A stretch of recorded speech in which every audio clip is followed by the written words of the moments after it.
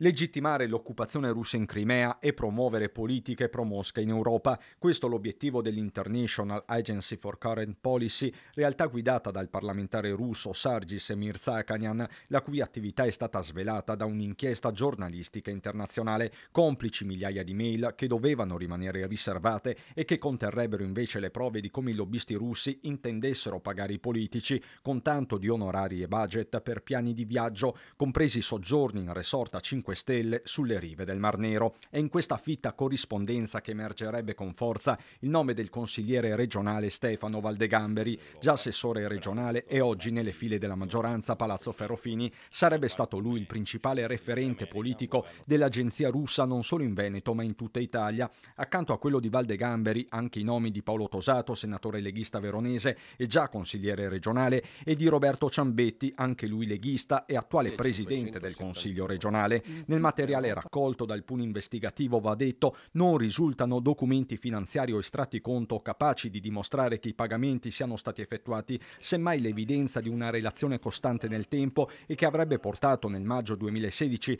il Consiglio regionale del Veneto, primo in Italia, ad adottare una risoluzione a firma Valdegamberi per l'autodeterminazione della Crimea, tesa a far togliere le sanzioni alla Russia decise dalla comunità internazionale a seguito dell'invasione della penisola ucraina da parte del Cremlino.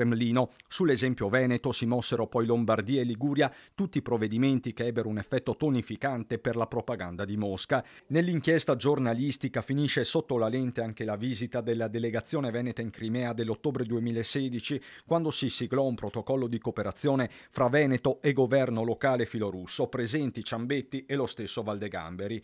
Per Stefano Valdegamberi il risultato del viaggio non è stato puramente di pubbliche relazioni, si legge nell'inchiesta pubblicata in Italia da IRPI, ma l'organizzazione di contatti promettenti per iniziative imprenditoriali che pagano le sue campagne elettorali e sostengono la sua attività politica. Parole pesantissime contenute in una mail inviata da un collaboratore al parlamentare russo, ma appunto da dimostrare, così come l'attribuzione allo stesso Valdegamberi di una somma da parte dell'agenzia russa di 3.000 euro. Da quello che ho letto, la persona più coinvolta è il collega Valdegamberi, però ecco, il ruolo istituzionale di Roberto Ciambetti credo lo coinvolga e richieda veramente di chiarire e dare massima trasparenza ad ogni possibile coinvolgimento. Valdegamberi, poche ore prima della diffusione dell'inchiesta, ha pubblicato un post sui suoi social anticipando la propria presenza al sit-in "Il popolo non vuole la vostra guerra" in Piazza Bra, Verona.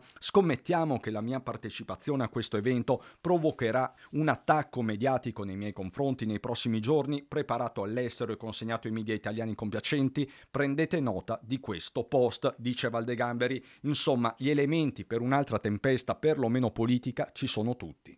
Se io fossi il presidente Zaia, chiederei alle persone del mio gruppo di chiarire e di dare massima trasparenza ad ogni punto, perché io penso che le persone che li hanno votati debbano avere chiarezza e debbano togliersi qualsiasi dubbio in merito a vicinanze che dal punto di vista politico non sono oggi giustificabili.